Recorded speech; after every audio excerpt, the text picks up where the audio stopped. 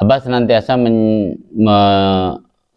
mengingatkan bahwa apapun situasi kita, kondisi kita senantiasa dalam posisi Assalamualaikum warahmatullahi wabarakatuh. Apapun itu. Karena konsepsi Assalamualaikum itu kalau dipahami betul, ada beberapa fase di mana ketika Assalamualaikum itu kita coba untuk mentelaah lebih dalam. Kalimatnya sederhana, sangat familiar, namun punya kapasitas yang meliputi bumi langit seisinya. Dan di antara sekian banyak doa, ada kalimat salam ini termaktub di dalam bacaan dalam sholat. Dan uraian Assalamualaikum ini itu masuk dalam kategori komposisi pemahaman tentang syahadat.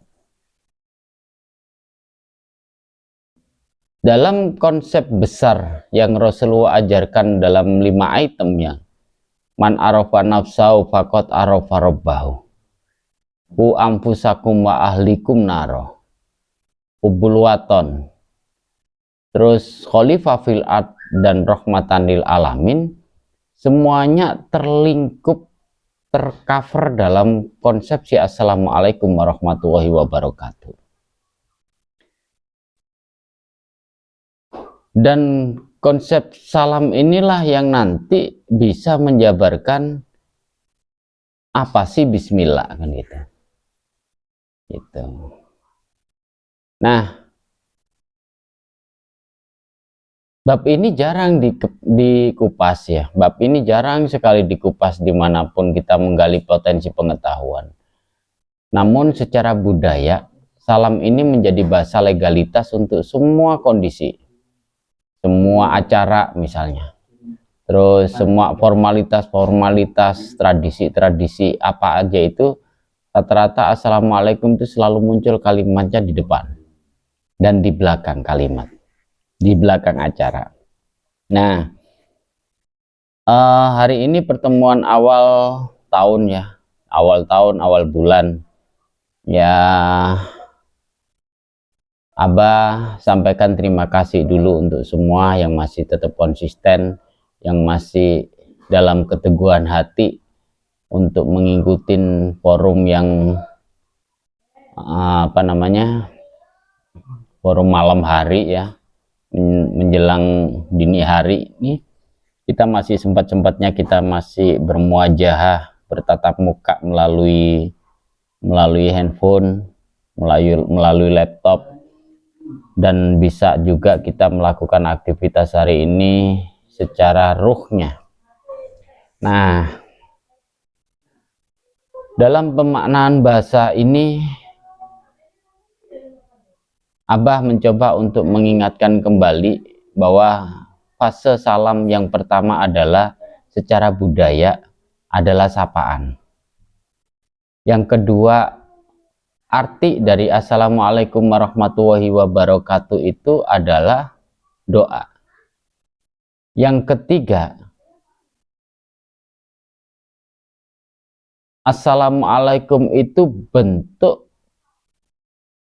pengakuan diri terhadap fasilitas hidup. Yang keempat, ekspresi terima kasih yang ditonjolkan, yang nanti akan menemukan jawaban kenapa sih selama ini kita harus mengembangkan potensi arti doa. Atau bahasa lainnya, kenapa sih Abah selalu mengajarkan tentang doa yang tidak mendikte Tuhan, doa yang tidak minta. Nah, nanti terjawabnya di fase yang keempat ini. Setelah kita mengakui, setelah kita terima kasihin, kemudian apakah kita layak untuk meminta sesuatu yang sudah kita dapat? Apakah kita layak meminta lagi sesuatu yang kita ada di dalamnya? Gitu. Nah, Abah nyoba mengurai kembali pelan-pelan karena dalam aplikasinya nggak mudah-mudah banget kan gitu. Namun Abah selalu mengingatkan bahwa belajar itu adalah kesediaan diri untuk menerima informasi baru atau pengetahuan baru. Otomatis pengetahuan ini dibutuhkan wadah yang diibaratkan adalah gelas. Bila gelasnya penuh, maka isi yang baru sulit untuk masuk atau kemudian akan luber bisa jadi. Itu. Nah, Abah sarankan dalam posisi apapun, situasi apapun, kendorkan otak kita, kendorkan saraf pikiran kita. Jadi tekatin untuk membuka diri, melepas pengetahuan yang sebelumnya, karena pengetahuan sebelumnya telah mengantarkan dirimu udah sampai di fase yang hari ini. Bismillahirrahmanirrahim. Dengan menyebut nama Allah yang Maha Pengasih Penyayang. Wa'au bismillahirrahmanirrahim, atas nama Allah yang Maha Pengasih Penyayang. Pengasih dan penyayang dari kata kasih dan sayang, yang kalau dikombinasikan bahasanya secara ilmu bahasa Indonesia, kombinasi kasih dan sayang ini adalah cinta. Dalam bahasa Arabnya uhibbu, atau apa namanya ya, ada kita kenal bahasa hubbud dunya wa hubbul akhirah itu loh. Nah, dari kata ini akan menemukan jembatan yang lebih lanjut pada kalimat Bismillahirrahmanirrahim yang level ketiga, dengan memberikan penekanan pada bak sababiyahnya. Jadi ketika tafsir Bismillahirrahmanirrahim itu kita sampaikan, maka keluarlah kata yang namanya sebab Rahman Rahim Allah yang Maha Pengasih Penyayang. Atau kalau orang Jawa bilang karena Rahman Rahimnya Allah gitu. Nah, 3 uraian bismillah ini akan menjadi pengantar kita untuk menemukan konsep yang lebih dalam lagi yang nanti terikrarkan dalam kalimat Assalamualaikum warahmatullahi wabarakatuh. Semua di antara kita punya kewenangan untuk memilih arti bahasa bismillah yang mana yang kita pakai. Dan kita gunakan, kita peruntukkan untuk apa itu Bismillahirrahmanirrahim. Contoh misal begini, dengan menyebut nama Allah, kita akan terarah pada konsep diri sendiri. Kita akan terantarkan pada konsep pemahaman tentang hablum minallah. Kita akan terbawa pada konsep hablum minan nas. Kita akan terantarkan juga pada konsep yang keempat adalah hablum minal alam. Jadi setiap kalimat dalam Bismillahirrahmanirrahim, setiap kalimat dalam bahasa agama, setiap kalimat dalam Assalamualaikum membawa lipatan fase diri sendiri, hablum minan nas, hablum minal alam, wa hablum minallah. Nah, konsep ini akan mengantarkan kita lebih cerdas dalam bersikap. Ketika kalimat Bismillahirrahmanirrahim dengan menyebut nama Allah yang Maha Pengasih Penyayang, kita ngomongnya sama siapa nih? Apakah akan menjadi relevan ketika bahasa dengan menyebut nama Allah yang Maha Pengasih Penyayang ini untuk dirimu sendiri? Karena kalau ngomong tentang untuk diri sendiri ada 2 bagian dalam diri kita, bahkan bisa jadi 3. Karena dirimu yang dohir, dirimu yang batin, dirimu yang dohir, dirimu yang ruh, dan dirimu yang batin misalnya. Gitu. Nah, lompatan berpikir ini nggak mudah untuk dijangkau. Karena selama ini ketika kita ngomong tentang Bismillahirrahmanirrahim, dirimu cenderung keluar dalam diri. Dirimu cenderung keluar dari dirimu sendiri. Jarang sekali kita mengajak komunikasi antara dirimu yang dohir, dirimu yang batin, dan dirimu yang mikir itu. Akumu itu loh. Nah, ketika pemahaman ini kita pakai, ada satu tahapan, ada satu peluang dah. Kita bisa memposisikan bahwa dirimu adalah penting. Kenapa ini menjadi penting? Kita sering mengenal bahwa Allah lebih dekat dari urat nadi misalnya. Ya, tentu komposisi pemahamannya dekat ini bukan dekat jauh dan dekat jarak secara ukuran, bukan. Tapi itu adalah bahasa prosa. Jadi bahasa yang harus ditafsiri, yang harus dimaknai, dan yang harus diselami lebih dalam. Namun dengan cara berpikir yang lebih sederhana begini, ketika kalimat Bismillahirrahmanirrahim itu kita lontarkan dalam lisan kita, dalam pikiran kita, atau dalam hati kita, sikap kita, kira-kira untuk siapa nih? Contoh misal ketika kita dalam posisi kelimpungan, apakah layak kalimat Bismillahirrahmanirrahim itu kita sampaikan untuk diri sendiri, untuk mengingatkan bahwa apapun situasimu, apapun kondisimu, apapun yang kita jalanin adalah wujud Rahman Rahim Allah. Ini untuk diri sendiri. Insya Allah ketika pemahaman ini kita pakai, situasi apapun menjadi lebih sederhana rasanya. Jarang ini diajarkan. Melafalkan bismillah, berpikir tentang bismillah, dan bersikap tentang bismillah ini untuk diri sendiri. Kita asik bismillah kita arahkan kepada siapa kita nggak tahu. Bismillah kita arahkan kepada Tuhan kita, ya kita kadang nggak yakin-yakin amat. Baru kemudian tahap yang kedua setelah kita dengan bismillah untuk diri sendiri, tahapan yang selanjutnya ini adalah bentuk pengakuan. Yang diakuin bahwa itu adalah Rahman Rahim Allah yang mana nih? Contoh misal, keberadaan organ fisik kita yang lengkap.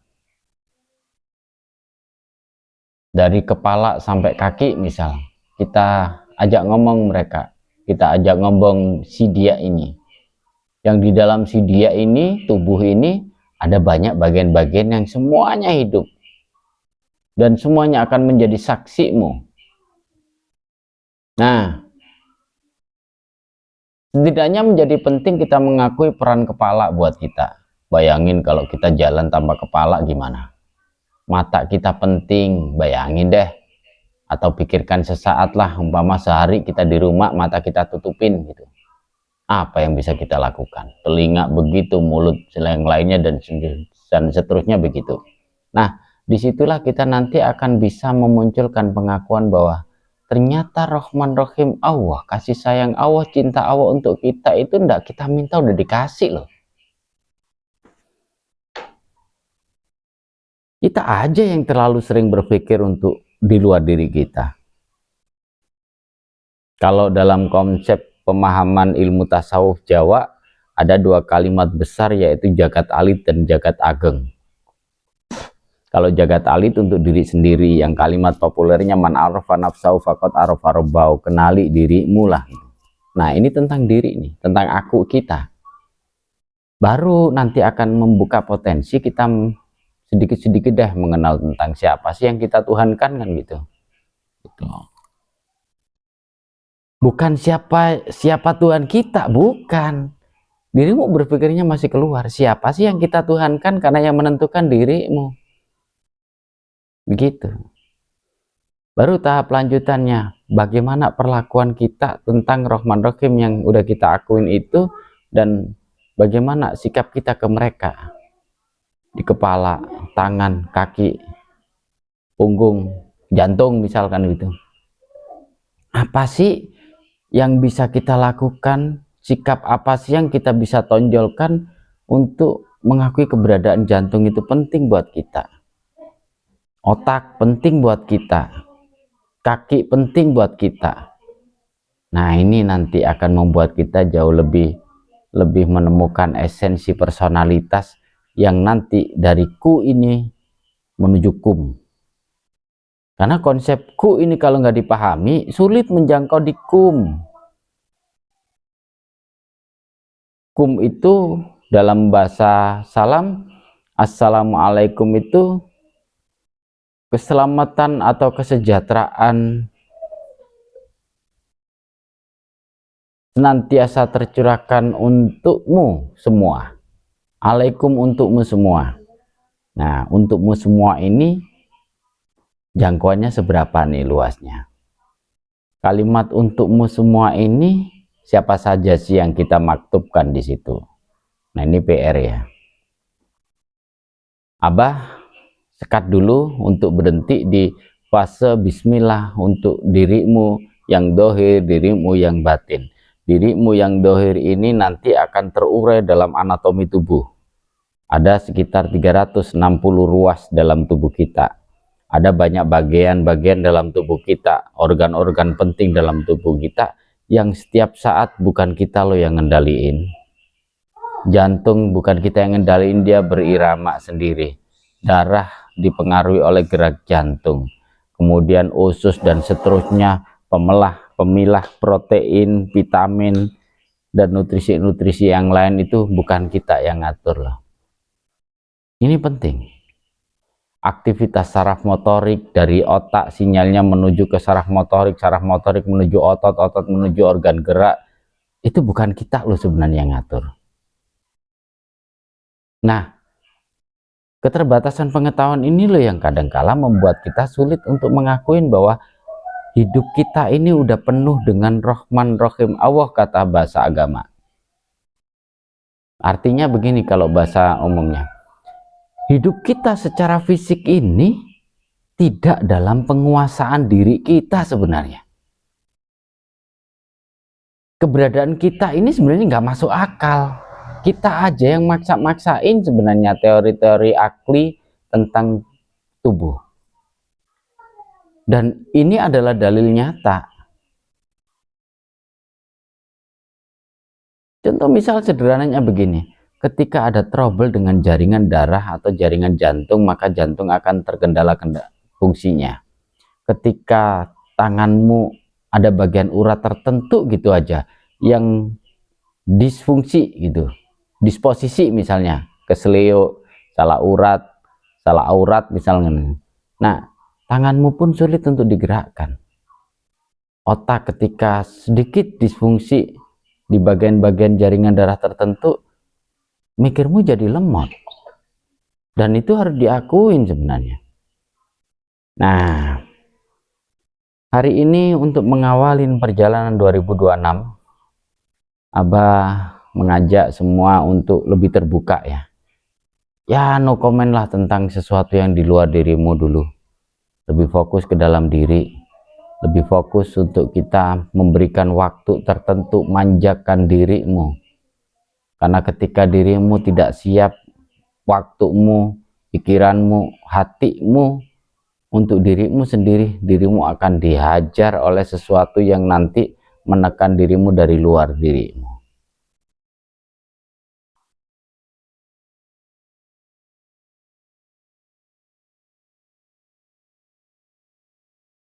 Yuk mulai. Duduknya yang asik, nafasnya dilonggarin, nafasnya disantai-santaiin, supaya informasi ini mampu memberikan supporting lebih untuk pemahaman, pengetahuan, sikap-sikap, pengertian-pengertian yang udah kita punya sebelumnya. Apakah hal ini akan menjadi solusi untuk yang lain? Abah rasa iya sih. Kalaupun mau ya. Karena kalau dirimu mulai mengakuin komposisi apa yang ada dalam dirimu secara dohir, yang di dalamnya ada banyak organ, yang di dalamnya ada banyak bagian-bagian tertentu yang saling terkait di situ, keluar dari dirimu lebih enteng.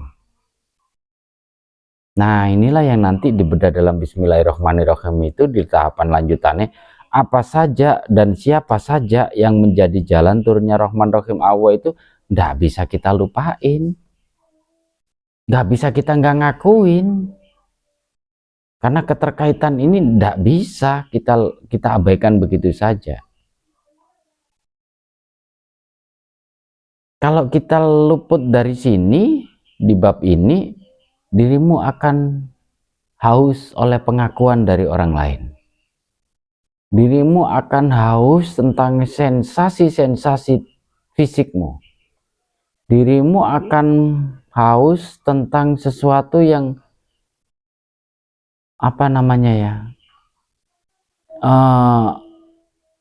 ketergantungan itu sulit untuk kita akuin. Dirimu sulit mengakuin bahwa dirimu sebenarnya tidak berdaya.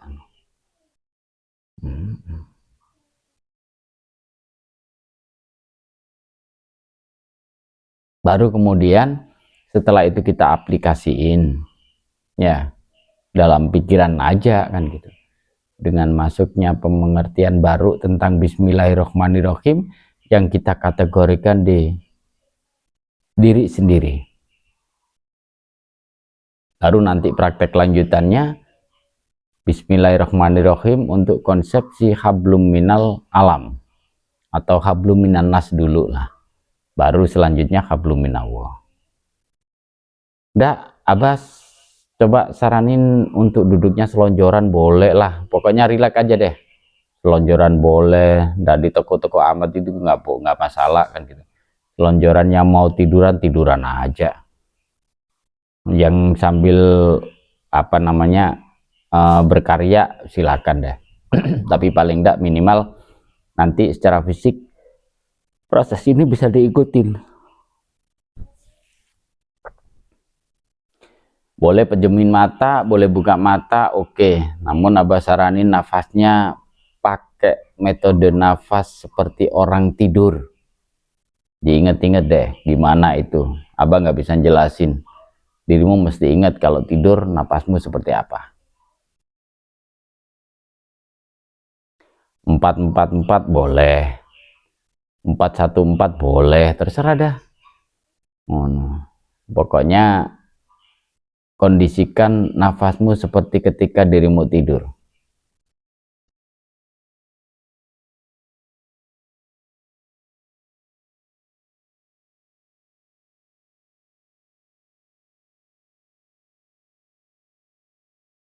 Lafalkan kalimat bismillah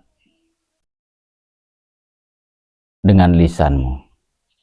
Ya minimal ketika lafal itu disampaikan telingamu mendengar, minimal kepala sampai kakimu bisa mendengarnya. Kalau fase ini dilakukan dengan benar, responnya akan dirimu rasakan. Silakan. Bismillahirrohmanirrohim, lafalkan, keluarkan suaramu, minimal telinganya mendengar. Nggak perlu teriak-teriak.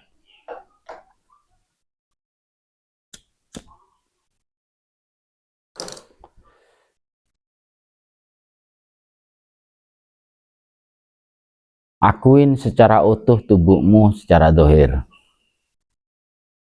dan tubuhmu secara batin.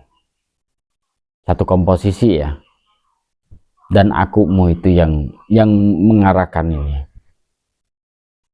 Dohir batinmu akuin bahwa keberadaanmu ada kelengkapan dohir dan batin, dan masing-masing tidak bisa dipisahkan. Akuin dulu itu tahapan awal, karena kalau ini kita luput, dirimu tidak punya lagi pondasi. Tambahin dikit deh senyum, karena sensasinya makin kuat. Bismillah sambil tersenyum, akuin bahwa keberadaan tubuhmu, keberadaan batinmu, sehingga adanya akumu itu adalah satu komposisi yang gak bisa dilepaskan. Akuin. Ini kalau di bahasa kurikulumnya Iqra kitabaka.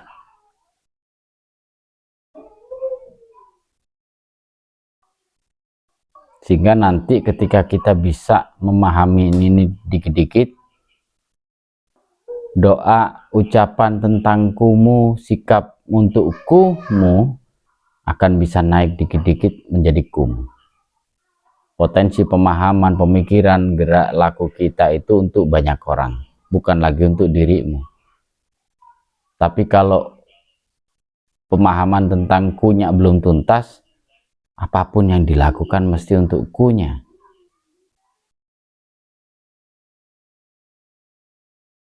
Lebih bagus lagi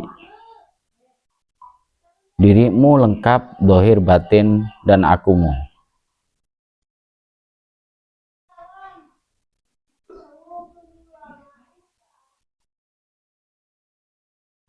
Lebih bagus dikit lagi.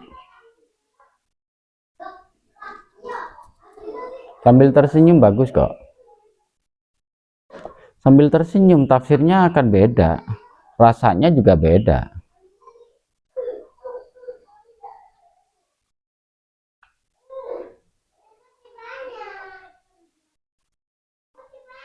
Lafal bismillahnya bisa didengerin. Sehingga ketika bismillahirrohmanirrohim itu seluruh pori-pori seolah terbuka. Dan bisa langsung dirasain. Ya. Masuk di ranah kedua. Ruhmu dulu sapain.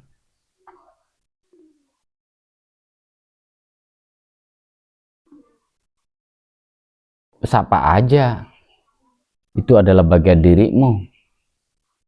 Ruh disapa, ruh diakuin keberadaannya, diakuin seberapa pentingnya.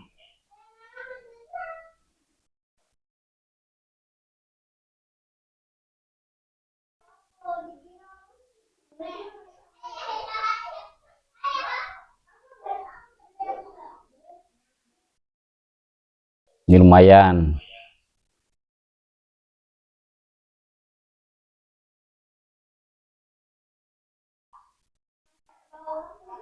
Masuk rongga lainnya. Pengakuan tentang Rahman Rahim Allah untuk dirimu yang jasad.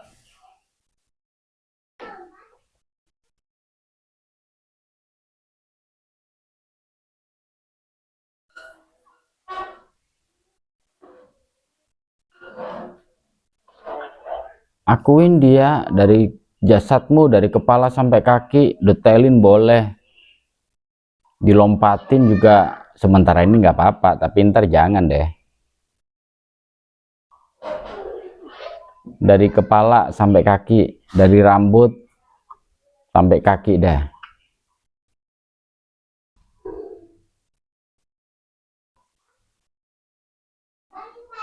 Ini syahadat dasar loh. Pengakuan dan penyaksian kita untuk keberadaan diri kita ini syahadat dasar loh.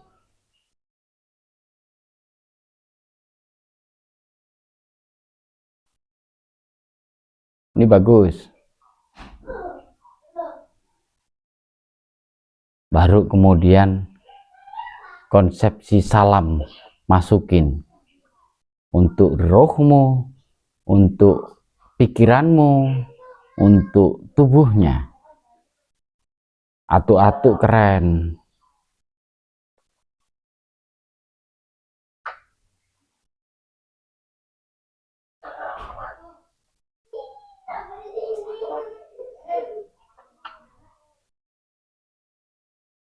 Kenapa harus dilafalkan hari ini? Karena suaramu mengandung energi. Suaramu menghasilkan vibrasi. Suaramu bisa menjangkau di titik frekuensi. Makanya rasanya bisa betul dirasain. Sensasinya nyata.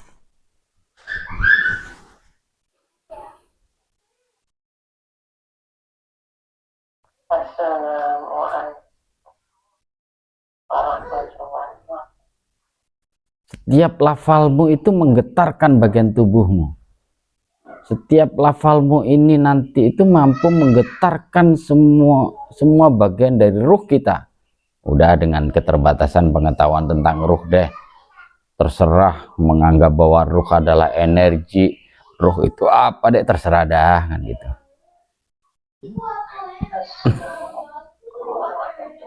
Pokoknya sesuatu bagian dirimu yang ada dah kan gitu, yang nanti yang baliknya ke katanya ilahi rojiun itu loh.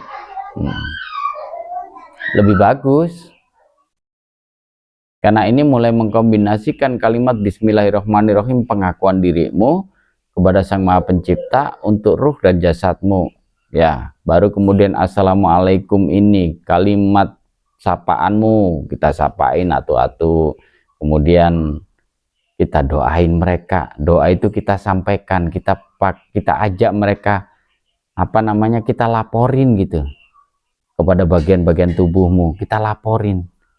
Jadi doa itu kan penyampaian, nyampaikan, laporan, laporin responmu untuk mereka gimana, sikapmu untuk mereka yang gimana.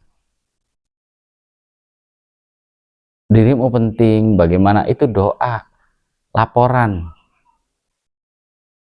Baru ketiganya agak lambat ya.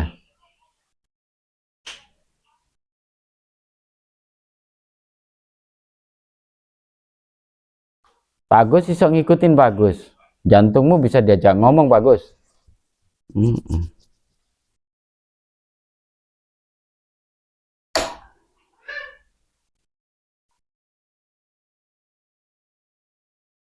Ini bagus.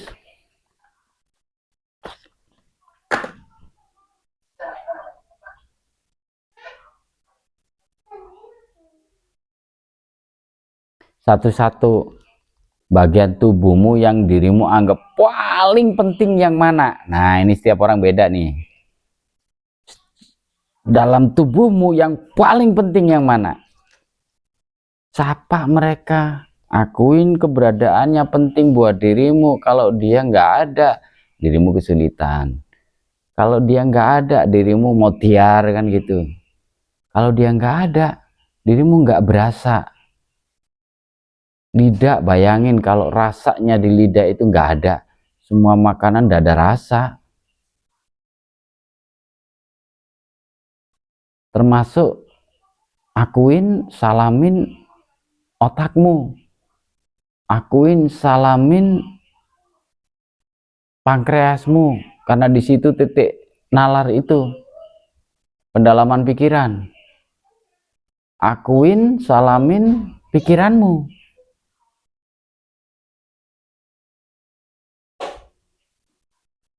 Akuin, salamin jiwa lah, apa deh, terserah dah.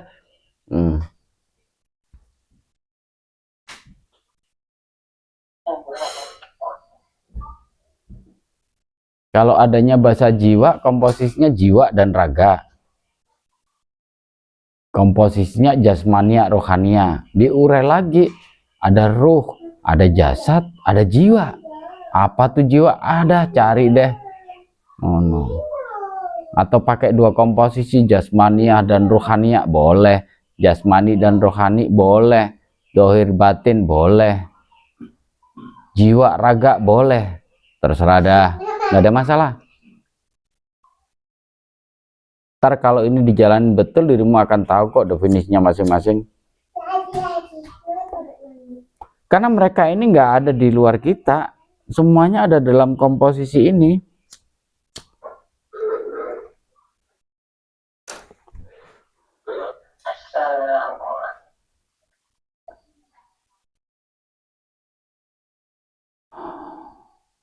Tangan disalamin, diakuin.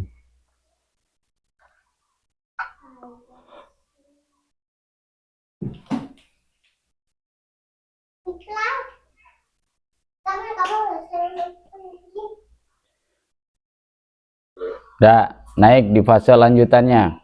Bismillahirrohmanirrohim itu dengan menyebut nama Allah untuk sesuatu yang di luar dirimu yang terdekat. Apa ya kira-kira? Napas misal, udara berarti. Udara. Bismillah dengan menyebut nama Allah Sang Maha Pencipta, dengan kasih sayangnya. Akuin keberadaannya. Dirimu, aku punya janji yang sama. Berahmatan lil alamin. Hadir dengan kemanfaatan untuk semua makhluk. Hadir dengan lingkupan kasih sayang. Akuin. Baru kemudian salamin.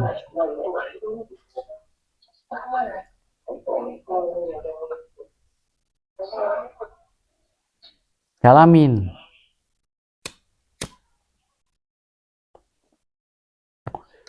Untuk udara.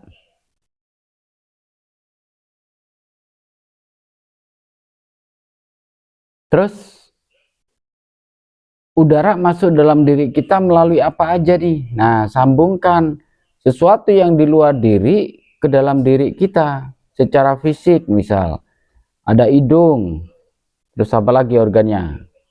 Saluran napas, ada paru-paru misalnya gini. Kaitkan, akuin keberadaannya bahwa ini engkau adalah roh wujud dari sebagian kecil dari Rahman Rahim Allah yang ada dalam diriku, dan dirimu penting buatku. Kita udah dikasih sistemnya, udah dikasih barangnya, kita udah dikasih rasanya, udah dikasih. Kita aja yang terlalu asik berpikir tentang di luar diri kita. Jangan ngomong iman deh kalau nggak menjangkau bab ini. Karena iman itu bukan sekedar percaya.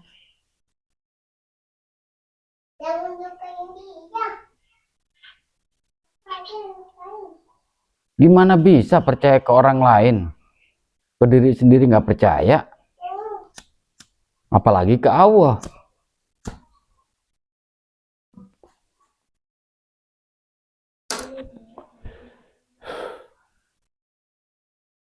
Gimana mungkin dirimu percaya ke Rasulullah sementara diri sendiri aja nggak dipercayain? Kalau fase ini dijalanin betul, setiap kedengaran nama Rasulullah Muhammad, dirimu pasti akan hanyut.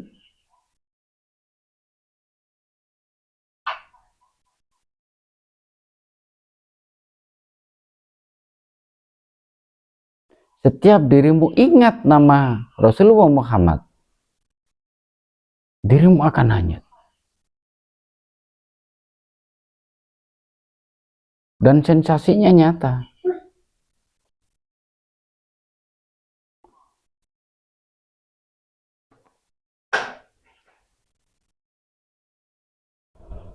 Setelah udara, apalagi ya? Tanah.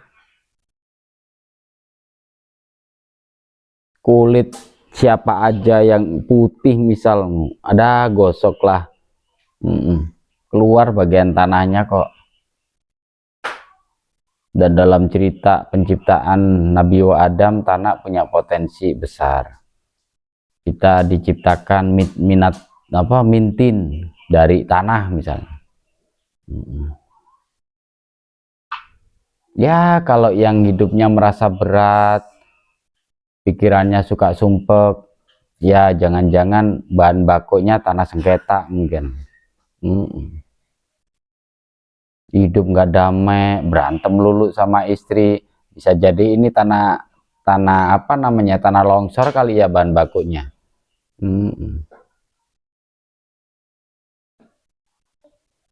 Komposisi ini perlu diakuin pelan-pelan, karena nanti tanah ini yang memberikan penghidupan untuk banyak makhluk hidup, termasuk hewan. Hewan butuh makanan dari tumbuhan, tumbuhan butuh tanah juga. Dan komposisi ini nggak bisa lepas sendiri-sendiri, ada lagi peran air. Ini babnya sebenarnya tentang tauhid, tentang keesaan, tentang kemanunggalan namanya kalau orang Jawa bilang. Orang Indonesia bilang tentang kemanunggalan.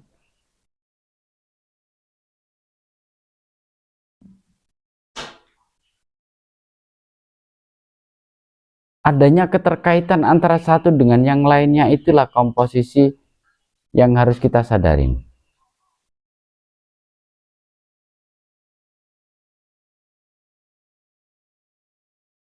Setelah udara, tanah, air sekarang. Bismillah dengan lafal yang pertama yang umum, dengan menyebut nama Allah yang Maha Pengasih Penyayang, bahwa dirimu adalah bagian dari Rahman Rahim Allah yang diwujudkan secara nyata, yang diwujudkan secara rasa.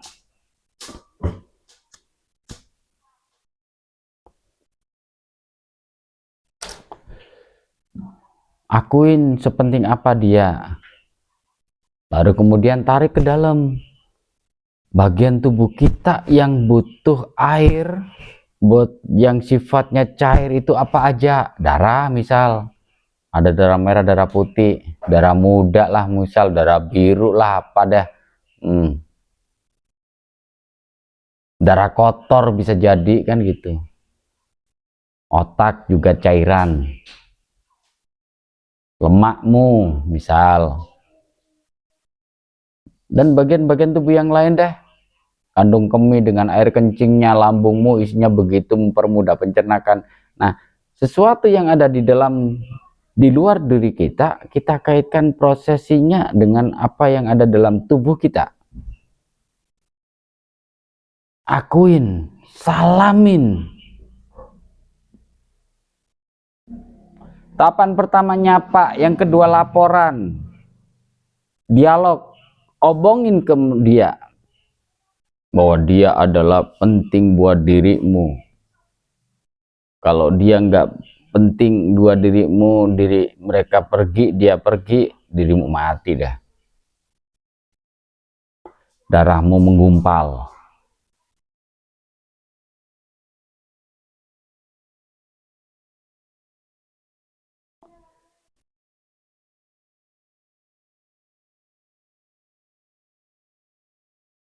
Lanjutin, api, unsur api. Bisa diterjemahkan itu api dari matahari atau apa deh. Paling nggak dekat api korek lah buat nyulut rokok.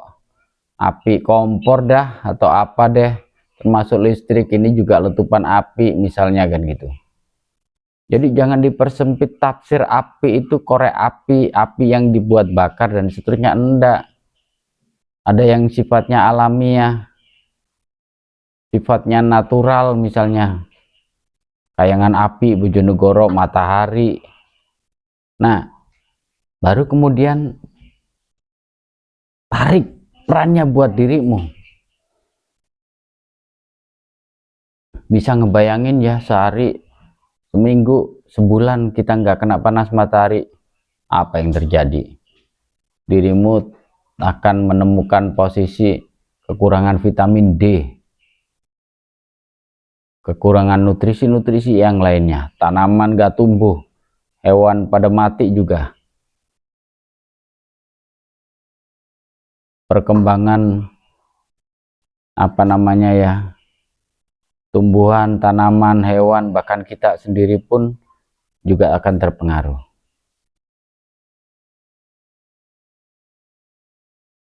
Lebih dari ini, makanya dibutuhkan pengetahuan tentang ilmu biologi misalnya, ilmu tentang alam bisa jadi, ilmu tentang tata surya mungkin, dan fungsi-fungsinya. Lebih bagus lagi, karena ini kemudian tarik ke dalam dirimu, api pengaruhnya apa buat dirimu, apa yang berperan dalam di situ.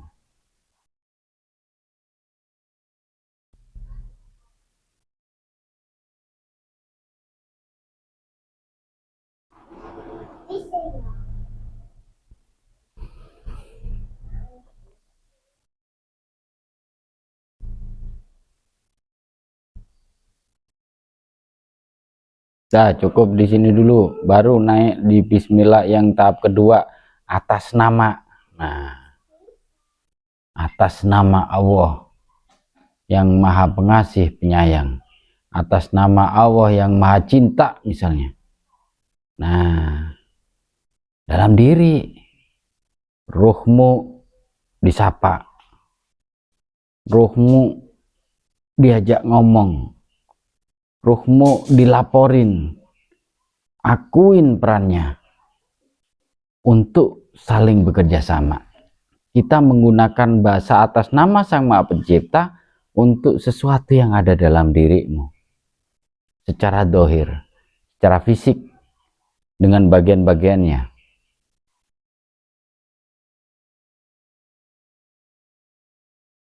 Bagian ruh juga begitu.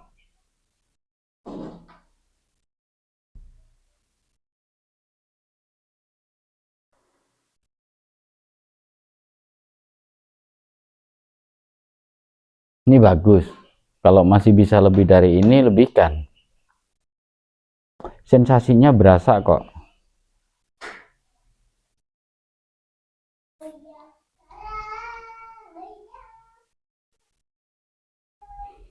Atas nama Tuhan Yang Maha Esa, atas nama Tuhan yang punya kasih sayang yang berlimpah. Nah, ini fungsinya udah beda. Yang tadi kan dengan menyebut nama Tuhan. Nah, kalau ini langsung pengakuan di atas nama. Kita berani pakai atas nama Tuhan.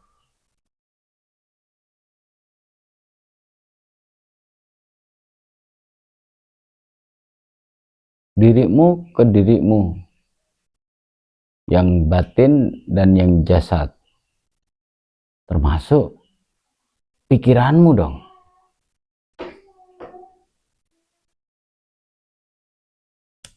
Baru salamin, ajak bekerja sama. Atas nama maksudnya apa? Atas nama Sang Maha Pencipta, hai tubuhku. Mau ngapain setelah itu? Ayo menjadi bagian utuh. Yuk bareng-bareng menjadi manusia seutuhnya. Misal, yuk jadi orang yang bisa dengan kecepatan penuh melunasin utang, bisa jadi. Yuk bareng-bareng kita sehatkan bagian yang sakit, misalnya, atas nama.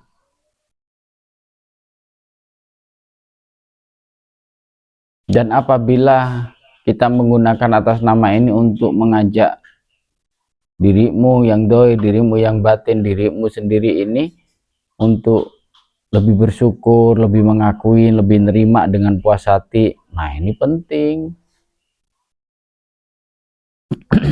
Dikit lagi.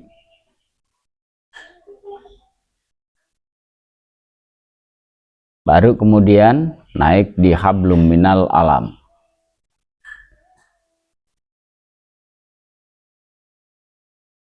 Udara, air, api, tanah. Atas nama.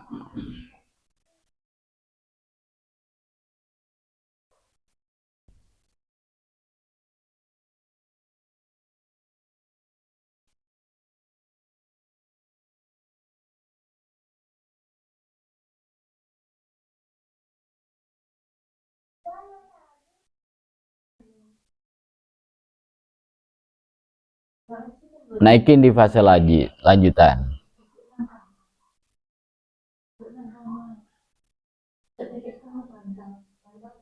Atas nama untuk semua bagian yang di luar diri kita, di hablum minal alam. Udara, air, api, tanah, misalnya. Hewan dan tumbuhan boleh. Terus misinya apa nih? Visinya apa nih? Tujuan jangka panjangnya apa nih? Tujuan jangka pendeknya apa nih?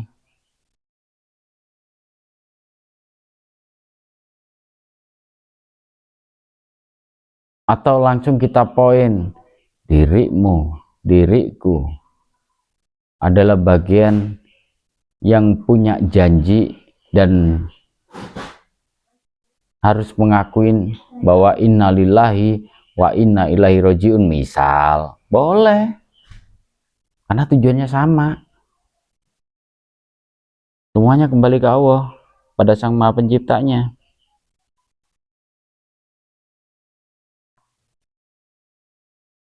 udara, air, api, tanah, hewan, tumbuhan misal.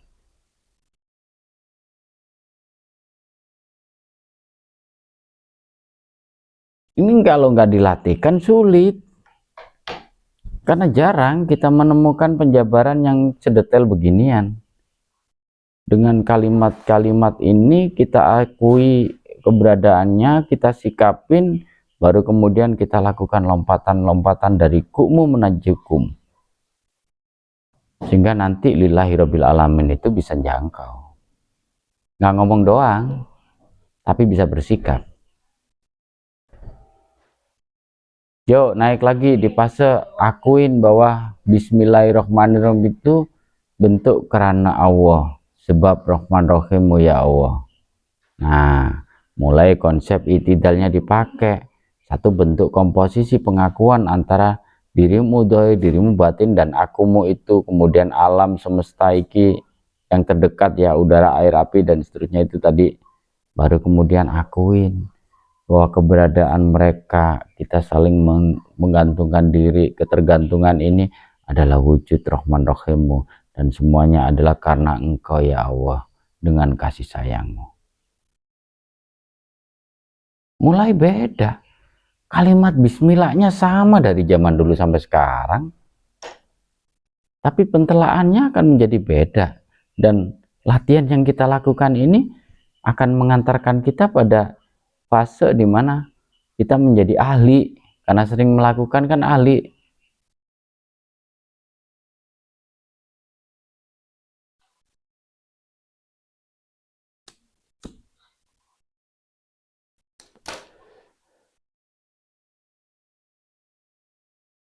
Lebih bagus dari ini, pengakuan apapun itu, bukan apapun asal comot, bukan, tapi apapun itu yang terurai dalam pikiranmu, dalam lisanmu, dalam lisanmu mengatakan apapun itu apa aja, adanya dohir, batin, adanya dirimu, adanya alam semesta yang terdekat dengan kita, udara, api, dan seterusnya adalah wujud Rahman Rahimmu ya Allah. Nah, komposisinya udah beda lagi, labelnya di hablum minal alam.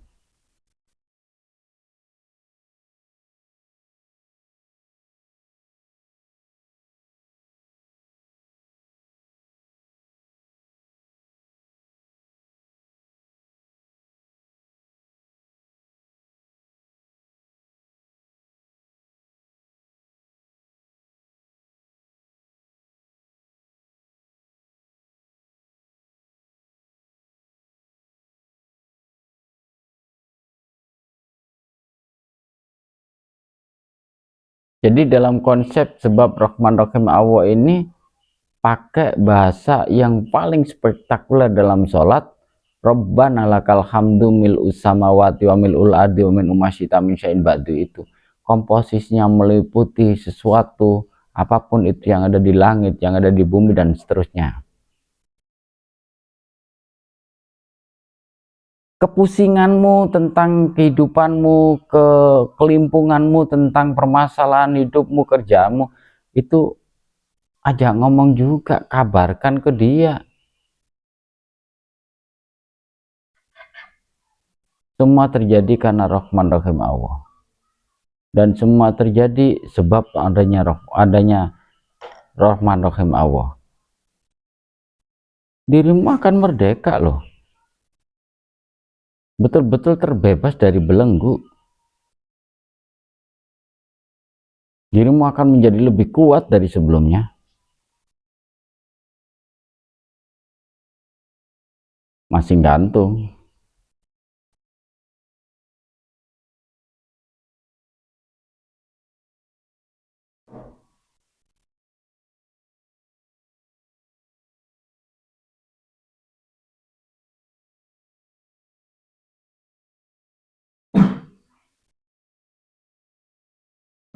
Baru di pos yang lainnya hablum minallah, atas namamu ya Allah. Jadi dirimu sampaikan pada Sang Maha Penciptamu dengan sepenuh jiwa dan ragamu, akuin semuanya.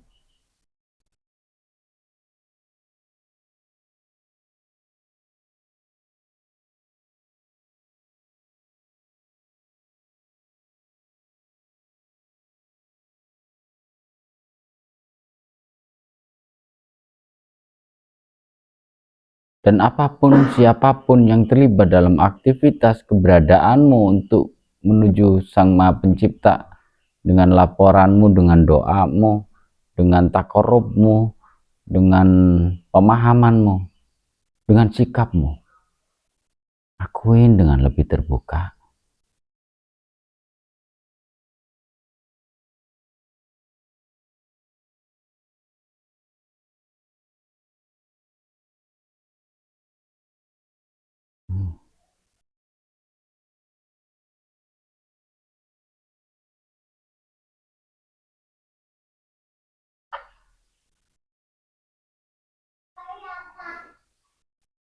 Lebih mendalam lagi, tantangannya begini ya. Dirimu bisa percaya pada teman, dirimu bisa yakin pada temanmu, dirimu bisa percaya pada istri, pada suamimu, dirimu bisa yakin ke mereka. Kenapa nggak coba naikin fasenya, dirimu percaya dengan Tuhanmu, dirimu yakin dengan siapa yang kau tuhankan.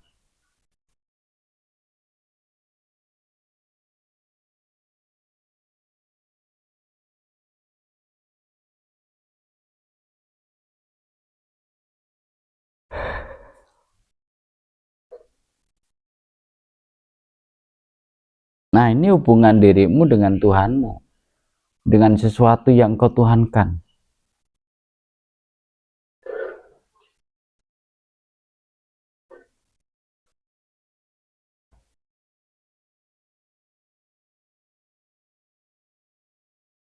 Baru nanti dijabarkan lagi dalam konsepsi ketuhanan ini.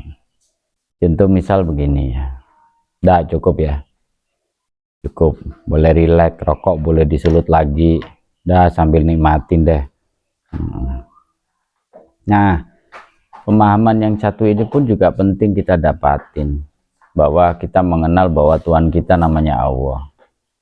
Kemudian ada penguatan tentang nama-nama gitu, nama-nama Allah misalnya. Yang disebut Asmaul Husna ini apaan sih sebenarnya? Terus yang kategori sifat-sifatnya Allah itu yang apaan sih? Terus af'al-af'al Allah itu yang mana sih sebenarnya? Nah, lihat ke dalam diri. Rogoh jagat alit kita. Apakah ada bagian yang semuanya kita yang mengendaliin? Enggak. Kita sangat tergantung pada yang lainnya. Naikkan jangkauannya. Bahwa Tuhanmu adalah Allah yang tidak bisa diduga, tidak bisa diterka, tidak bisa tidak bisa didefinisikan. Tan keno kinoyo ngopo nih kalau orang Jawa ngomong. Kalau kita jangkau pada Sang Maha Pencipta awal, nah gitu. Makanya kalimat dalam sholat itu Allahu Akbar. Allah yang lebih dari semua yang engkau pahami. Insya Allah tidak salah. Asma itu nama, husna itu baikan, baik ya. Berarti nama-nama baik.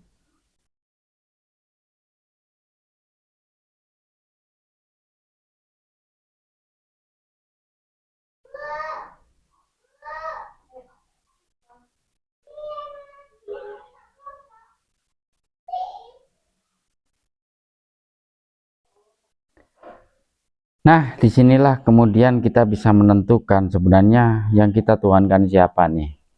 Ketika kita Allahu Akbar, yang kita anggap sebagai Tuhan itu yang mana nih? Ini sifatnya personal, setiap orang beda jangkauannya, setiap orang beda penalarannya. Mau yang cuman hafalan doang silakan, yang mau berteori-teori tentang ilmu fisika, metafisika, monggo. Sebut nama Tuhanmu semau dirimu boleh. Tapi dirimu tahu alasannya kenapa dirimu menyebut itu Tuhan.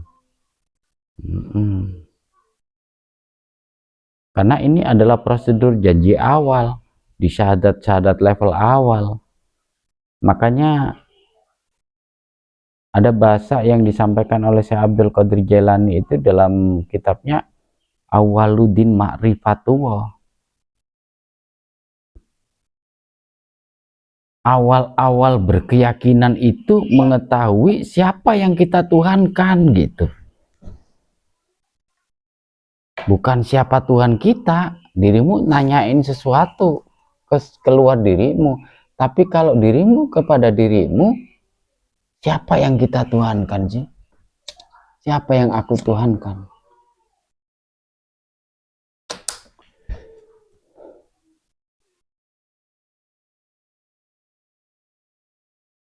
Sementara kita sangat tergantung pada udara. Kita nggak menyembah udara, kita salah. Kita nyembah udara juga salah loh. Nah, disinilah pentingnya kita mengurai pemahaman yang tidak tergantung pada siapapun. Nah, selama dalam alam semesta ini, dalam alam ciptaan ini, makhluk namanya, ini semuanya tergantung. Siapa sih yang kita tuhankan? Yang tidak tergantung pada siapapun.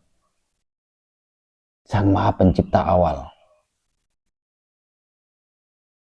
Yang maha semau gue misalnya gitu.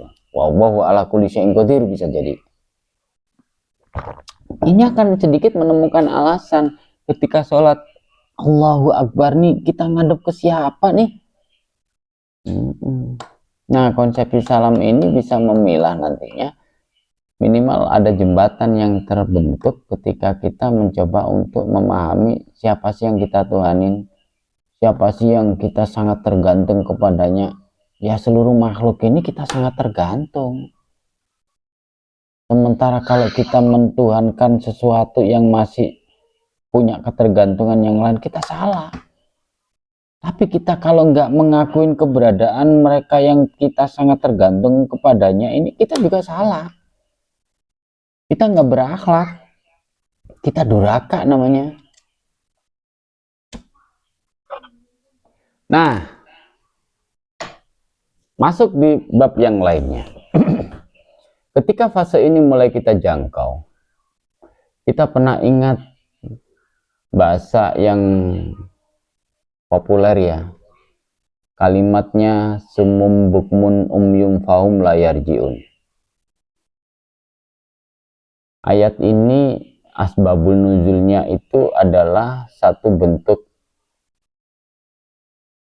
apa ya, predikat yang Allah berikan kepada orang-orang yang gak mau terbuka, orang-orang yang menutup diri, orang-orang yang membatasi, orang-orang yang gak jujur, yang dalam bahasa agama kafir itu.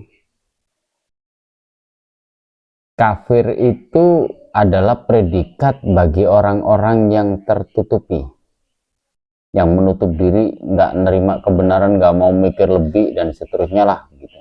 Jadi Abah menyarankan temanya untuk ke dalam, bukan kafir untuk orang lain.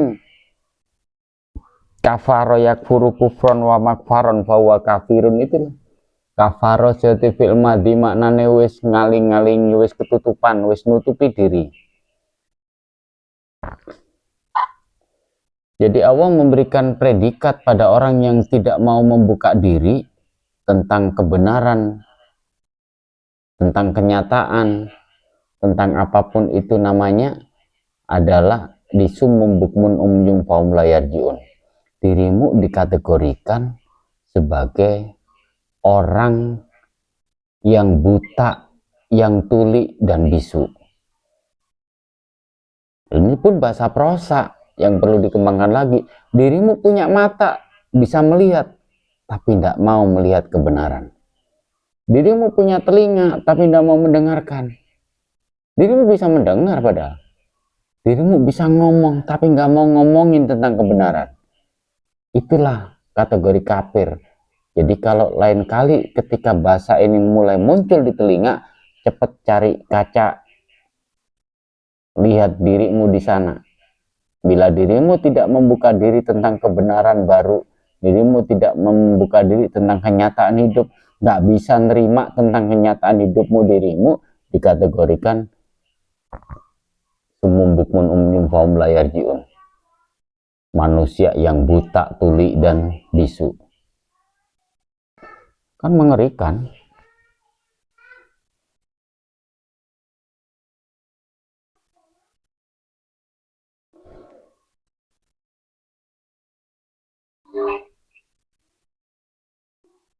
Yuk, waktunya tinggal dikit. Angkat tangan seperti orang berdoa. Posisi punggung Abah saranin untuk tegak deh. Kalau sempat, nggak pun nggak ada masalah. Apakah berdoa harus pakai angkat tangan? Enggak juga, itu kan cuma etika dohir saja. Tapi perlu dipahamin juga, aktivitas fisik akan berpengaruh pada aktivitas ruh. Demikian juga sebaliknya. Diangkat tangan itu akan menghadirkan satu sensasi rasa. Bisa jadi rasa dohir, bisa jadi rasa pikiranmu, bisa jadi rasa batinmu.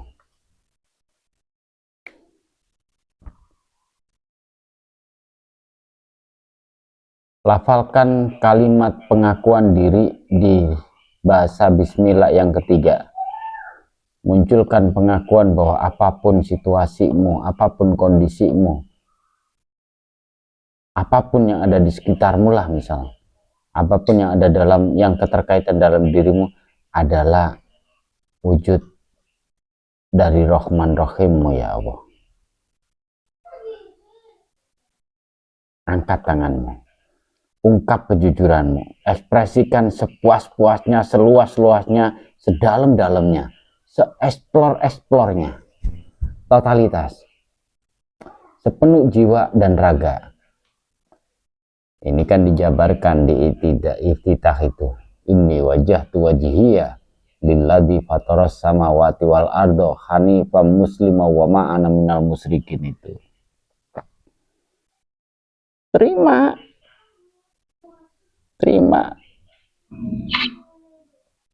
Sehingga pemberontakan dirimu, kengeyelanmu untuk tidak terima dengan keadaanmu akan lepas.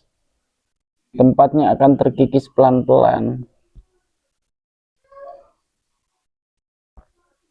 Lebih bagus lagi, lebih jujur dong.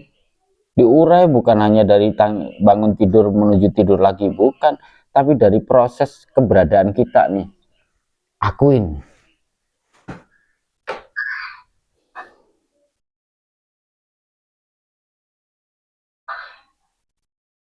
Ke dalam diri.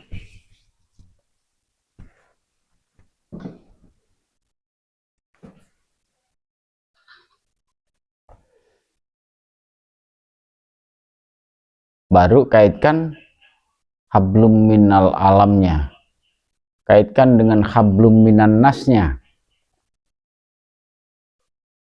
hubungan imbal balik antara diri dengan alam, diri dengan manusia, dirimu dengan manusia, ya termasuk istrimu, mantan istrimu, suamimu, mantan suamimu, anak-anakmu, mantan anak gak ada ya? Nggak ada. Siapa aja. Kalau ini dilakukan, tambah senyum ya, dirimu akan terbebas dengan mangkel deh. Dirimu akan terbebas dengan kebencian. Dirimu akan bebas dengan merasa menderita. Dirimu akan terbebas dari itu.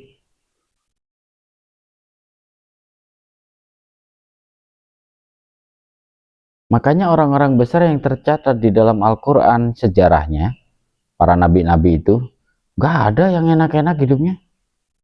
Tapi mereka bisa terima dengan lapang hati, sepenuh jiwa dan raga. Karena tahu akunya siapa. Karena tahu yang dihadapinya siapa. Karena tahu tujuan akhirnya apa. lillahi rabbil alamin dalam sikap hidupnya, innalillahi wa inna ilaihi rajiun dalam pondasi kesadaran pemahamannya dan tujuan hidupnya.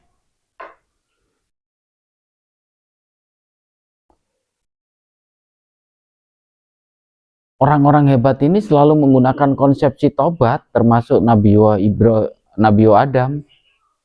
Rabbana dzalamna anfusana wa illam taghfir lana wa tarhamna lanakunanna minal khosirin. Itu tobat kan balik ke Allah, pengakuan diri, kesediaan diri untuk kembali ke Allah, melanjutkan pemikirannya sampai ke Allah, itu tobat namanya.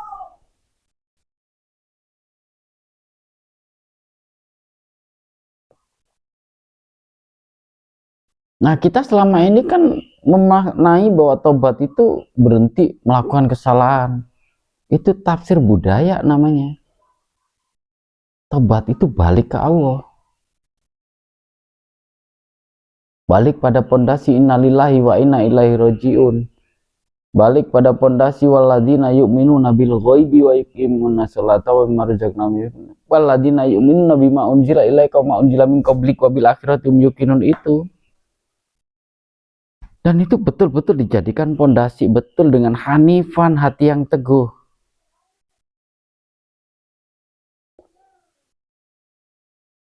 Akuin semuanya bahwa apapun itu bentuknya, apapun itu rasanya, apapun situasinya adalah kasih sayangmu ya Allah. Dirimu akan betul-betul merdeka.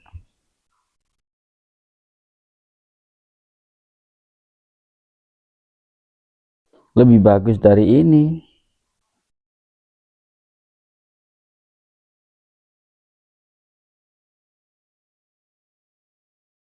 Nah, ini bagus nih.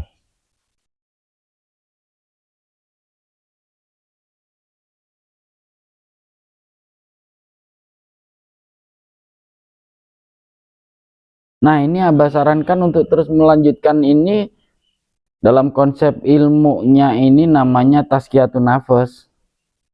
Di fase yang ini tadi ya. Pengendalian hawa dan nafsu. Untuk memahami potensi kumu. Untuk melanjutkan dalam tahap kum menuju kum. Di konsepsi dasar awwaluddin ma'rifatullah. Di konsepsi dasar mar'an rafa nafsahu faqad arafa rabbahu. Urusan sholat kan belakangan nantinya. Karena posisi sholat yang dipahamin secara bahasa, secara budaya, dan secara hakikat, setiap orang beda soalnya. Coba deh dipahamin lagi, sholat adalah perbuatan yang diawali dengan takbiratul ihram dan diakhiri dengan salam.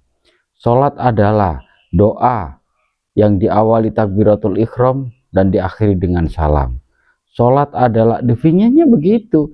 Baru kemudian inna sholata tanha anil fahsai wal munkar. Bukan ke Allah sebenarnya. Bukan untuk Allah kita melakukan itu, untuk diri kita sendiri.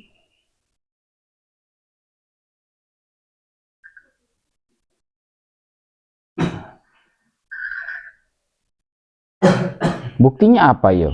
Coba deh tidur dari pagi nyampe sore hari, dirimu nggak sholat, tapi tetap dikasih sama Allah kehidupan, napas, sehat, rezeki, macam-macam. Ini yang nanti menemukan alasan kenapa sih doa kok ditafsiri tidak meminta. Karena fasilitasnya udah terpenuhi. Dan di dalam sholat tidak satupun bahasanya minta sebenarnya.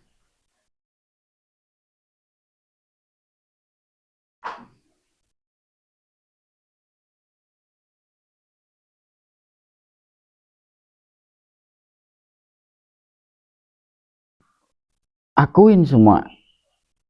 Biar dirimu bisa menerima apapun itu dengan rela hati.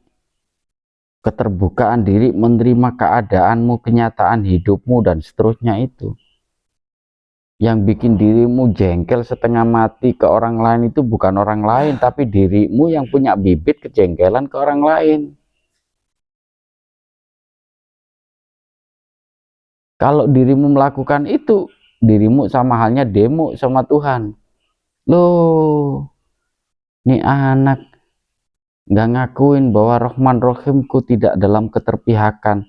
Rahman Rahimku itu adalah satu kenetralan yang wujudnya didefinisikan oleh manusia, ini baik, ini buruk, ini bencana, ini bencana, ini berkah, misalnya begitu.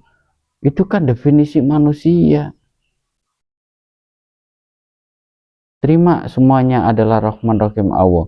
Ketidakenakan hidup kita, keenakan hidup kita, akuin itu. Nah, ini loh komposisi tahapan-tahapan untuk membenahi kemanunggalan diri dengan Tuhannya. Kemanunggalan diri, ketergantungan diri selama ini kita akuin dengan makhluk yang lainnya, dengan alamnya, dengan dirimu sendiri, yang dohir dengan yang batin. Ini akan jadi sangat keren sekali sebenarnya.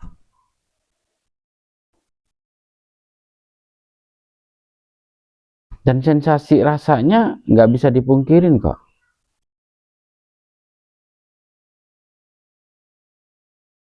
Lebihkan dari ini. Situasi hidup, situasi keluarga, situasi penghasilan, pekerjaanmu, usahamu, dikir-dikirmu selama ini, tirakat-tirakatmu selama ini, pemahaman-pemahamanmu selama ini, ilmu-ilmu kita yang selama ini. Nah, baru kita tengok sebelah di samping kita, di luar diri kita. Mereka pun juga sama, adalah cerminan wujud dari Rahman Rahim Allah. Kalau kita masih nggak menerima keberadaan mereka, keberadaan yang lain ini, kita menolak diri. Kita dikukumin sumum bukmun umnyum faum layar jiun itu. Kita dibilang kafir, kita dibilang penolak kenyataan. Demo kita ke Tuhan.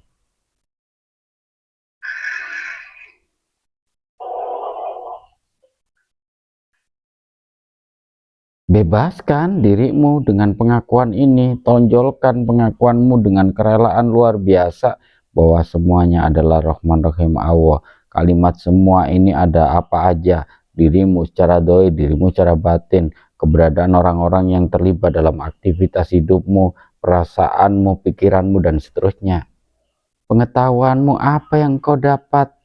Emang datang dari langit? Enggak juga, basicnya ada yang ngajarin. Ibu kita, ayah kita, guru-guru kita. Baru tahapan ini akan terkoneksi di level yang lanjutannya. Dirimu akan terkoneksi dengan kumpulan pengetahuan-pengetahuan alam. Makanya sering ketika ini dilakukan oleh seseorang, kita punya kalimat mendadak yang dalam pikiranmu sampai muncul di ucapanmu, ternyata di awal abad, sebelum abad Masehi ini terjadi, tahun Masehi ini terjadi, pemikirannya sudah pernah diomongin. Misal, Nabi ini, dirimu nggak pernah dengar begitu, ternyata kalimatmu seperti kalimatnya dia. Seperti itu. Makanya dalam konsepsi Bismillahirrahmanirrahim itu ada fase rule besar tentang kenetralan bersikap.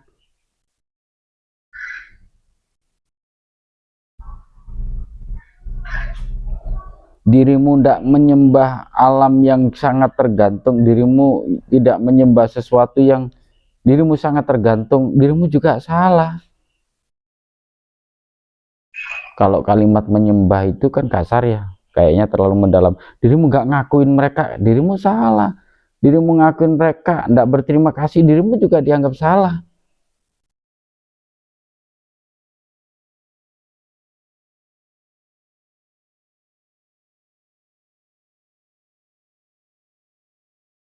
Karena apa? Ketika dirimu tidak melakukan itu, mereka mogok kerja, kita lewat loh. Kita kembali, baterai kita langsung off. mati kita. Nah ini yang penting. Kalau bahasa orang Jawa, manunggaling kawula ing Gusti istilahnya gitu.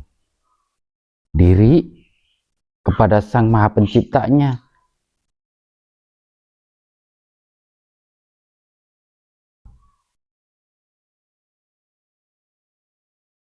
Diri dengan tuannya istilahnya. Tuhan itu sesuatu yang kita sangat tergantung kepadanya. Baru naikin ke Tuhan kan begitu. Jadi tahapannya begitu.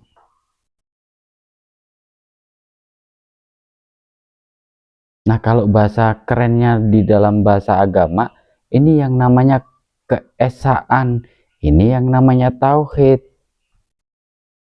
kemanunggalan.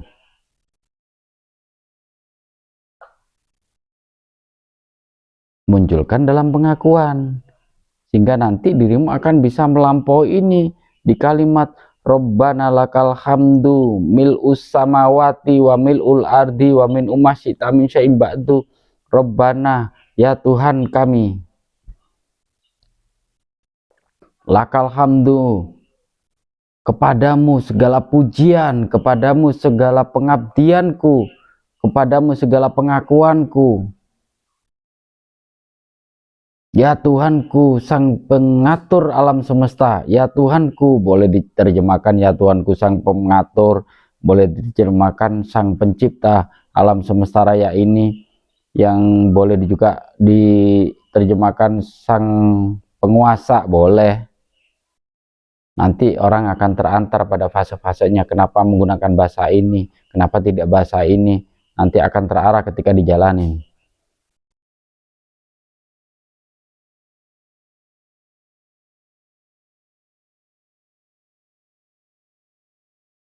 Nah ini bagus, baru ada satu hal yang nanti akan mendorong kita pada pengakuan diri, bahwa diri kita pun juga orang lain, makhluk lain juga sangat tergantung ke kita. Makanya ada perintah amanar rasulu bima unzila ilahi mir rabbihim wal mu'minun. Amanah rasulu pada iman pada para utusan. Nah, bagian-bagian dari partikel kehidupan yang diurai tadi itu saling terkait, saling ketergantungan, yang semuanya harusnya mengakuin kulun amana billahi,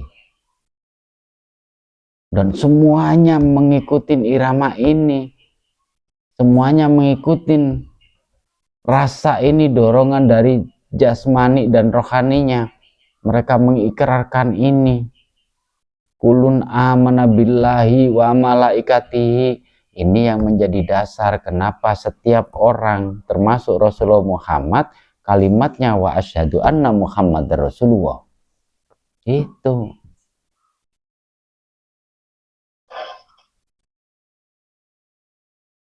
semua makhluk juga begitu, karena dia harus mengakuin hakikat keberadaannya adalah utusan-utusan dari bagian alam semesta ini yang dikemas dalam bahasa sholat. Rabbana lakal hamdu mil'us samawati wa mil'ul ardi. Ini tugas besar. Setiap partikel kehidupan itu adalah utusan-utusannya, yang semuanya mengarah pada proses innalillahi wa inna ilaihi rojiun. Semuanya pada proses lillah, semuanya pada proses menuju pada pengakuan diri dan sikap tobat itu. Cuman kita seringkali kan dibikin kelimpungan karena banyaknya bahasa dan terjemahan. Yang lebih sakit lagi, kita menjadikan tafsir sebagai acuan hukum. Sudah jadi tafsir Al-Quran, ditafsir orang lain, kemudian kita jadikan pondasi hidup. Ini yang bahaya, ini celaka dua gelas, ini namanya dirimu kehilangan kepercayaan diri.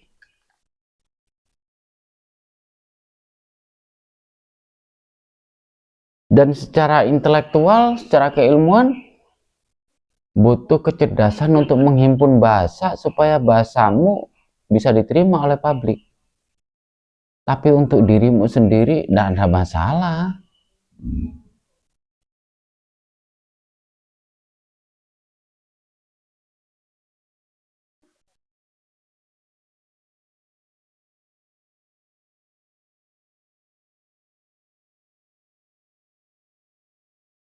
sampai lanjut pada posisi keberadaan orang tua ke kita. Terima. Nggak berpikir andai aku lahir dari rahim Ibu Tin Soeharto misalnya, oh mesti kaya kan itu. Andai aku lahir dari rahim istrinya Jokowi misalnya, hidupmu jadi anak presiden. Udah terima aja, emang itu kondisi kita, perintah yang buat kita jalanin itu. Kenapa ini menjadi penting? Sebelum kita dimunculkan di bumi ini, catatan tentang perjalanan hidup kita itu sudah ada loh. Mau ngeyelin model apapun nggak bisa.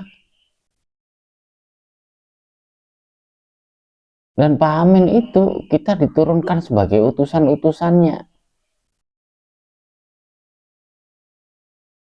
untuk menyampaikan sesuatu kepada yang lainnya di konsepsi wabarakatuh. Setelah kita dikasih kesejahteraan, kecukupan, kemuliaan, kita dilimpahin semua fasilitas Rahman Rahim yang tadi diurai dengan kalimat obrolan kita, baru kemudian apa yang bisa engkau hadirkan dalam keberadaanmu yang telah didapat ini untuk manfaat buat semuanya. Makanya sebenarnya apa yang diajarkan Rasulullah itu sangat luar biasa di konsepsi rahmatan lil alamin. Kita masih kelimpungan di rahmatan lil muslimin kali ya. Kalau bukan agamanya Islam, neraka kan itu. Masuk neraka.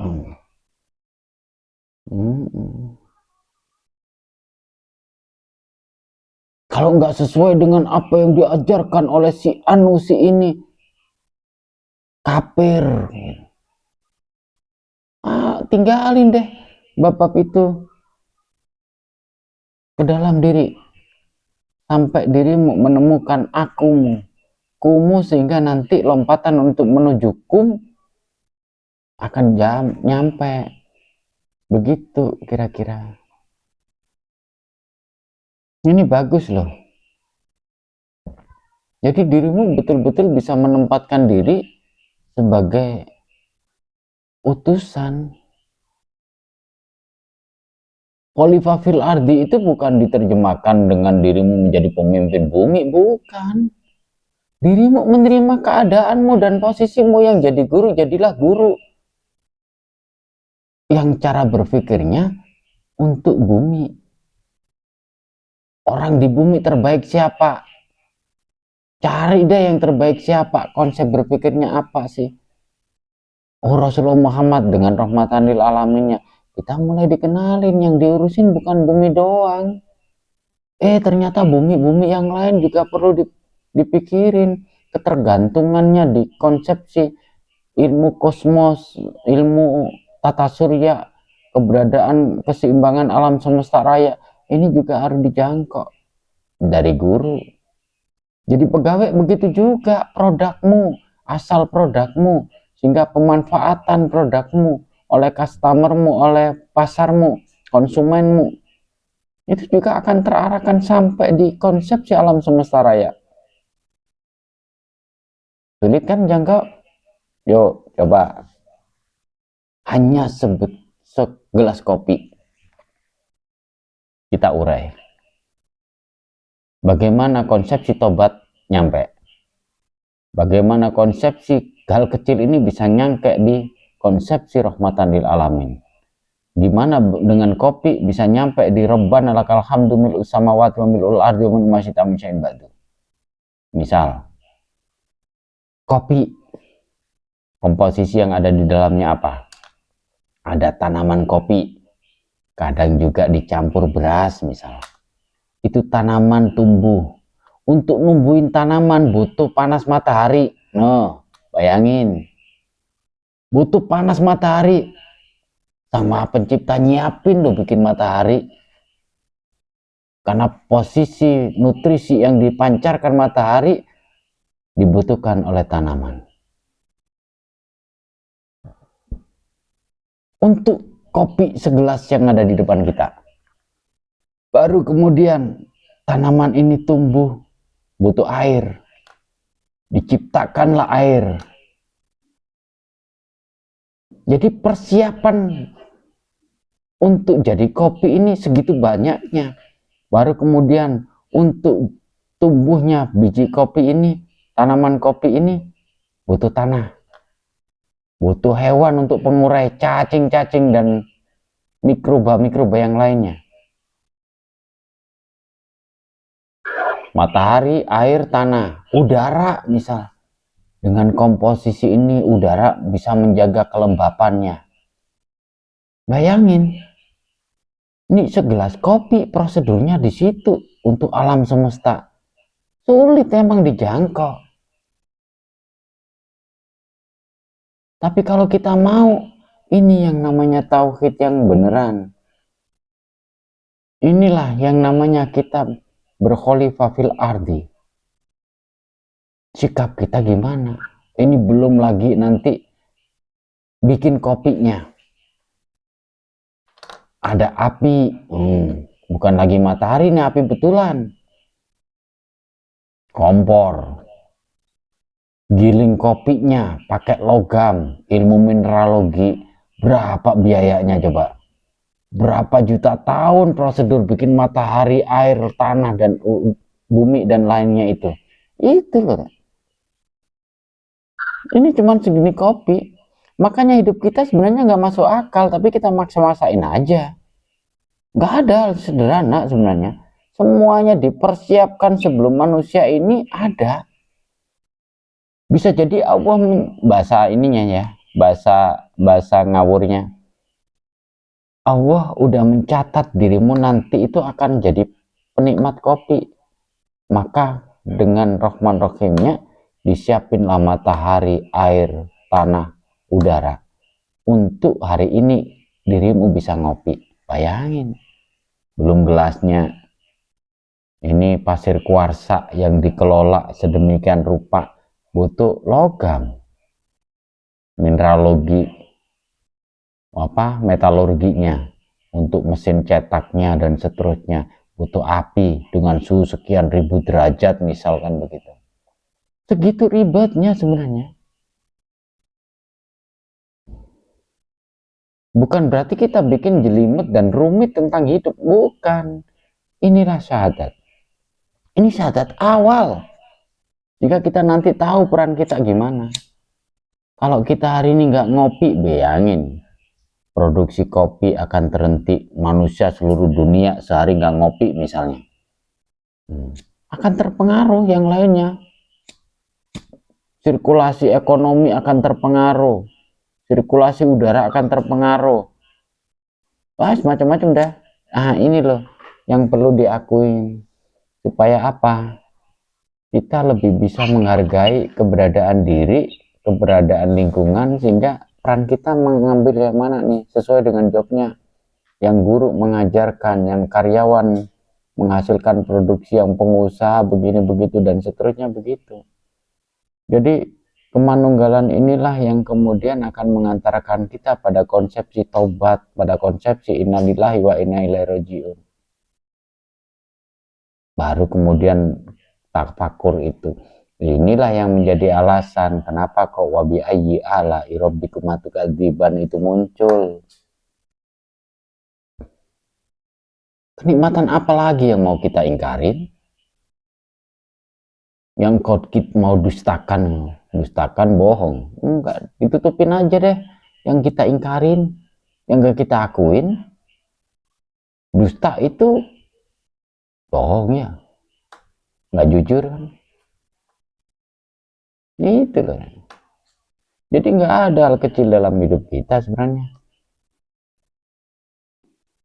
Dan kita terima aja. Dalam melakukannya teguh aja. Hanifan. Musliman ikutin irama, ikutin prosedural. Di konsep-konsep besar yang setiap saat ketika kita jalanin itu istighosa, kita jalanin itu tahlilan, kita jalani setelah sholat, kita dzikiran. Di situ. Makanya dalam dzikiran-dzikiran, dalam tahlilan ada kalimat begini.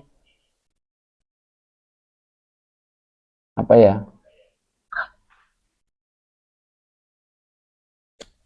afdhalu dzikri fa'lam annahu la ilaha illallah.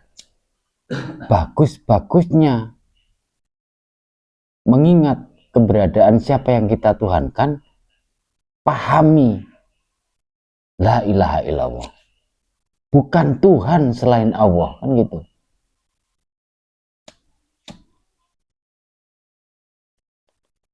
Bab ini seru sebenarnya. Kita sulit untuk keluar, kita sulit mengukur orang lain jelek-jelek begini, nggak bakalan sempat. Ini yang dimaksud dalam konsep pemahaman tentang Iqra Kitabaka.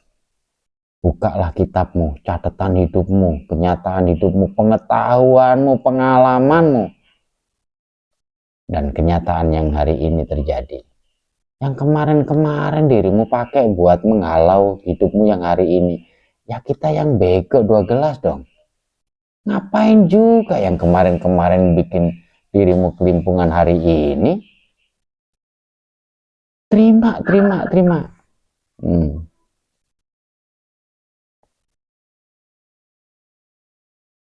Dah, Allahumma amin.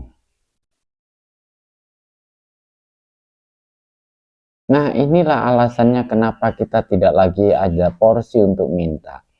Inilah alasannya kenapa kita lebih bersikukuh bahwa doa itu menyampaikan. Karena ada rule-nya, karena ada pemahamannya, baik secara bahasa, baik itu secara istilah, baik itu secara budaya, baik itu secara kenyataannya. Nah, kenyataan-kenyataan di lingkungan kita itulah yang kita sebut dengan ayat kauniyah. Kita kombinasikan dengan ayat kauliyahnya, kita kombinasikan dengan kenyataan hidup kita. Selebihnya dirimu mau ngarahkan diri kita kemana? Mau terus dirimu hancur secara mentalnya, perasaannya, dan jasadnya, ya itu pilihanmu. Menempatkan dirimu pada surgamu atau nerakamu, itu pilihanmu.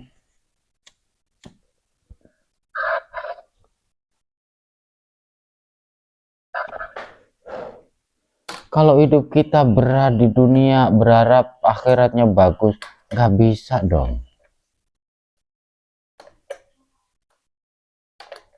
Karena bikin roti banyak jelek, pengen rasa baik, sulit. Sulit ketemu sukar.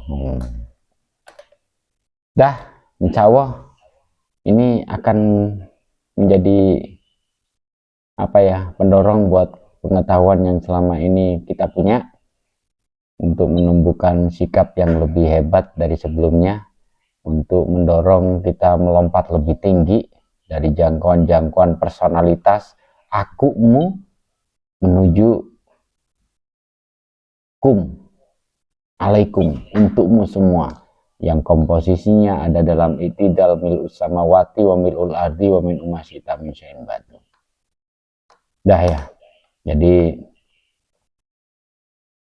hari ini untuk mengawali tahun 2026, pengetahuan yang harusnya sangat dasar tentang syahadat, pengetahuan yang sangat dasar tentang assalamualaikum ini menjadi pijakan. Namanya dasar kan pondasi ya. Jadi ini jadi pondasi kita untuk melampaui perjalanan ke depannya. Mau hidup sumpek seperti yang 2025 atau mau hidup yang kaya raya kan gitu. Mau hidup yang merasa sangat kecukupan karena kita udah dalam naungannya itu. Kita udah diingatkan diduduk di antara sujud itu ada Rabbi firli warhamni wajibuni warfani warzuqni wahdini wa'afini wa'afani. Kita minta, kita salah. Karena fasilitasnya udah kita disiapin, terima aja. Gitu. Untuk pertanyaannya, nggak usah deh ya. Banyak tanya, tanya dirimu aja deh. Untuk pengalamannya, udah dicatat aja deh. Insya Allah, apapun yang Abah sampaikan hari ini adalah bentuk cinta Abah untuk anak-anak Abah, untuk orang-orang yang terpacu untuk mengembangkan potensi dirinya, untuk mengkualitaskan diri, pengetahuan, pengalaman, dan pembenahan kenyataan hidupnya, menerima di situ. Dari Abah mohon maaf bila ada salah kata, salah ucap, salah sikap Abah. Apapun yang Abah sampaikan adalah bentuk cinta ya, dari pengetahuan yang Abah punya, pengalaman yang Abah punya, dengan perasaan sepenuh yang Abah punya untuk semua. Dan Abah juga punya apa namanya ya, punya tugas lain, punya sudut pandang yang mungkin berbeda dengan yang lain. Ya Abah terima aja deh kalau dianggap berbeda, kan begitu.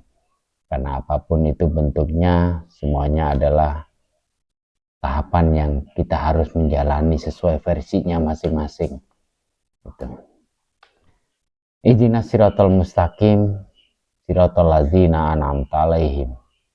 Kita senantiasa berharap ya, kita senantiasa berharap mendapatkan petunjuk jalan yang lurus. Nah, ini bahasa ini kan juga bahasa prosa. Kalau jalan ke Jakarta dari Mojokerto lurus melulu, nabrak dong. Jalan yang lurus itu ditafsirkan jalan yang mampu mengantarkan kita pada tujuan akhirnya. Nah, karena kita nggak tahu-tahu banget, kadang kita niru-niru yang sono yang sini, maka di situ ada rule-nya. Siratal ladzina an'amta alaihim, seperti jalan orang-orang yang diberi kenikmatan. Kita meniru orang-orang yang hidupnya enak, kita meniru orang-orang yang diberi kemuliaan, nggak niru orang-orang yang sumpek, nggak meniru orang-orang yang menderita, merasa susah, gitu. Billahi taufiq wal hidayah wa ridha wal inayah. Wassalamualaikum warahmatullahi wabarakatuh.